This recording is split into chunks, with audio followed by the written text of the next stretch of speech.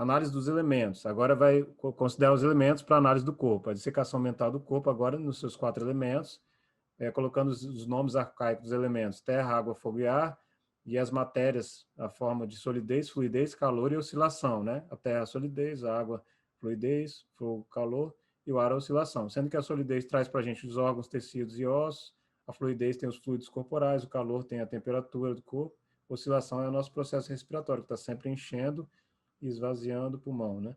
A ruptura da identificação do eu como eu, ou meu eu, é efetivada por uma ampliação da perspectiva depois que os elementos são postos sob investigação. Então, os elementos constituintes do corpo são essencialmente idênticos aos principais aspectos da matéria exterior, que a gente está vendo lá de fora, né? Terra, água, fogo e tal. Em constante intercâmbio, você está trocando a água do mundo de fora pela água dos fluidos corporais, por exemplo. Quando se percebe isso vividamente, ou seja, se você concentrar bem nisso, uma meditação prolongada, pode-se fazer cessar a identificação com o corpo, deixando de se apegar a ele. Você vê-se que o corpo é nada mais que uma configuração particular de um processo material mutável que suporta um fluxo de um processo mental mutável. Você vai ver o seu corpo como algo assim, participando da natureza. Está entrando fogo, né, as reações de temperatura, está entrando solidez através da matéria que você ingere, está entrando o ar de fora e você está jogando para fora, e você está participando disso. É como se fosse uma máquina em movimento que você está observando ela funcionar, né, num processo mutável de trocas constantes. Não há nada aqui que possa ser considerado como um eu verdadeiramente existente, nada que possa prover uma base substancial para a sensação de identidade pessoal. Buda, nesse caso, tenta desconstruir a sua identidade pessoal, tenta falar que você não é todo esse apego que você tanto considera ser. Você é uma troca com a natureza, uma troca com todos os eventos externos, né? E assim você tira um pouco esse eu sou isso, eu preciso de ter isso, eu sou tanto, eu preciso ter essa aparência, eu preciso ter isso. Então, é uma meditação baseada na análise dos elementos, né? Meditação do cemitério. Agora, contemplações da desintegração do corpo após a morte, que pode ser aplicado também imaginativamente, com a ajuda de imagens ou pela confrontação direta com o cadáver. Só lembrando que quando eu tive uma aula que mostrava o cadáver, até hoje tem a imagem do cadáver na minha mente, que a escola levou a gente para conhecer lá onde tem, né, as aulas que mexem com o cadáver, né? Esse corpo, agora tão cheio de vida, tem a mesma natureza e destino. Não se pode escapar da morte, da desintegração, certamente morre e se decompõe.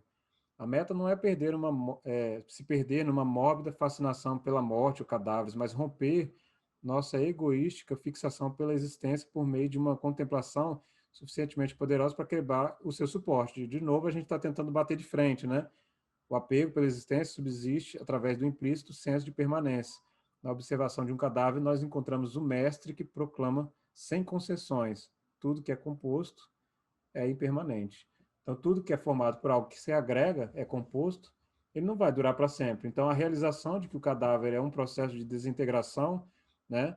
E você ver imagens do cadáver mostra que tudo isso que você acha que é para sempre tem um fim. Você vai refletir sobre isso. Então, você vai meditar no cemitério, meditação do cemitério nesse sentido, né? De meditar pela decomposição do corpo, né, para você ver que isso tudo se desintegra e não há motivo de você se preocupar tanto em um apego incessante que você vai viver para sempre, de que é necessário fazer tudo perfeitamente na vida, que tudo tem que ser feito de uma forma sofrida, né?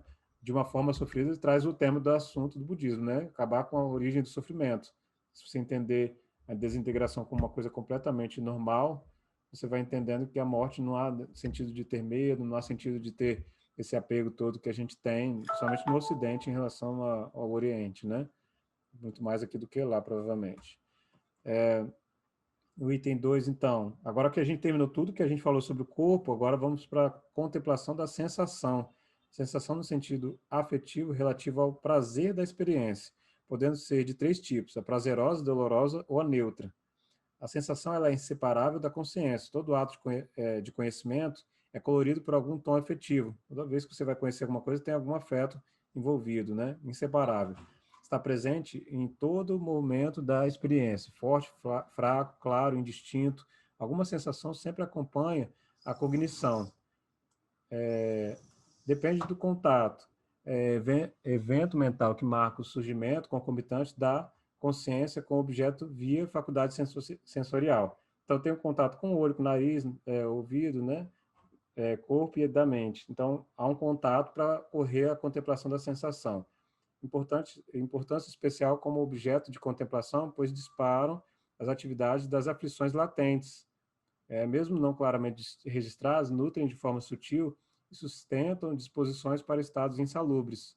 Então, ela vai ser suficiente, a sensação vai trazer estados mentais insalubres, que não são saudáveis. Então, com a sensação prazerosa, a gente cai na aflição da cobiça e nos apegamos a isso. O excesso, obviamente, de uma sensação prazerosa vai inclinar você a estar de frente com estados insalubres de cobiça. A dolorosa, você vai responder com desprazer, ódio, medo, aversão. Então, você vê que o cachorro que você bater nele vai querer gritar contra você. Ou seja, exatamente a origem de uma coisa de raiva, ela vem de uma reação de que você sentiu a dor e você está respondendo a isso, né? Então, o sentir a raiva, a dor, tem uma implicação direta com o contato com algo doloroso, né? Sensação neutra. Normalmente não notamos ou deixamos que nos engane uma falsa sensação de segurança. A ilusão, as várias camadas de interpretações errôneas sobre a verdade, né? O vínculo entre sensações e impurezas mentais não são uma necessidade. O elo pode ser rompido pela vigilância. Então, o foco maior da vigilância aqui vai ser tentar não fazer essa conexão direta, né? De que você tem que ter uma impureza mental só porque você sentiu o contato do corpo, contato com um aroma de alguma flor, etc. Sensação só fomentará impureza quando nos envolvemos com ela, ao invés de observá-la. Envolver, observar. Olha a palavra-chave. Envolver é um apego maior. Observar é você estar diante daquilo, registrar e soltar, e passar para a próxima experiência. Tornando-a objeto de observação, a vigilância neutraliza a sensação de modo que ela não possa provocar resposta insalubre. Ela está sempre atento. Aquele guarda que eu falei que está lá no topo da muralha da vigilância correta, ela está tentando neutralizar a sensação. Ela permite que aconteça, não é para você deixar. Ninguém vai deixar. Deixa eu parar, então. A sensação deve ser usada como trampolim para entender a natureza da experiência, ao invés de habitual apego, repulsa e apatia. Contemplação inicialmente envolve notar a sensação sem identificação pessoal, apenas no nível da atenção pura. Observa-se cada sensação que surge como mera sensação, mero evento mental sem referências subjetivas que apontam para o ego. A tarefa é notar a qualidade da sensação, sua matriz de prazer, dor ou neutralidade.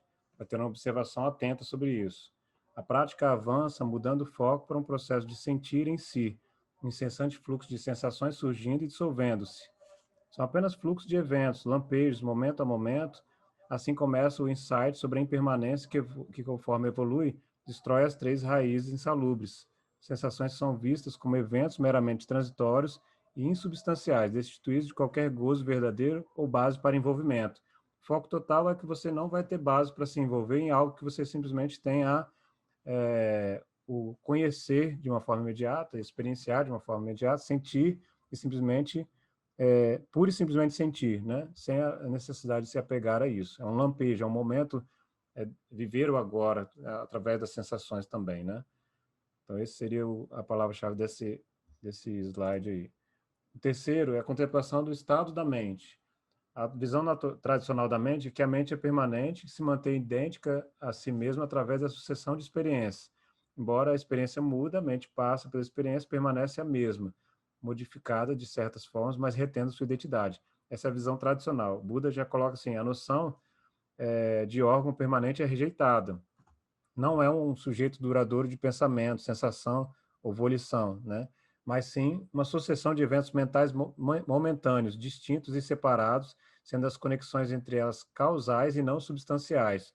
Existem correlações causais entre os eventos. Você está diante de um fluxo de elementos, igual a gente falou na análise dos elementos, né?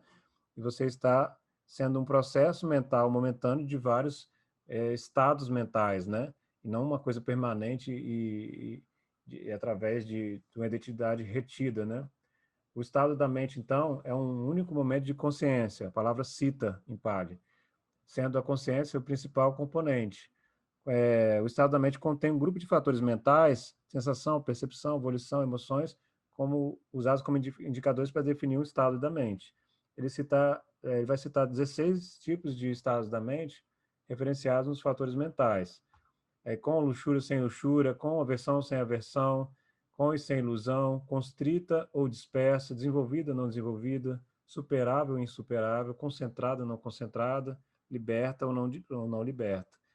Para o ponto de partida de propósito prático, pode-se focar somente nos 6 primeiros, né, que tem as raízes insalubres envolvidas, com e sem luxúria, com e sem aversão e com e sem ilusão. O estado mental é meramente contemplado, sem identificação com o eu, apenas um claro reconhecimento do estado sem entusiasmo com os estados puros elevados, nem abatimento com estados impuros e baixos. O estado é simplesmente observado, deixado sem se agarrar aos desejáveis ou ressentir-se dos indesejáveis. A ideia é você não ficar, novamente o apego está muito atrelado aí, né? Nem você vai ficar para baixo e ressentido com os estados indesejados que você vai estar passando por isso, nem vai se agarrar a uma ideia que provoca um estado mental que causa uma elevação, um estado superior, mais de mais entusiasmo, mais felicidade.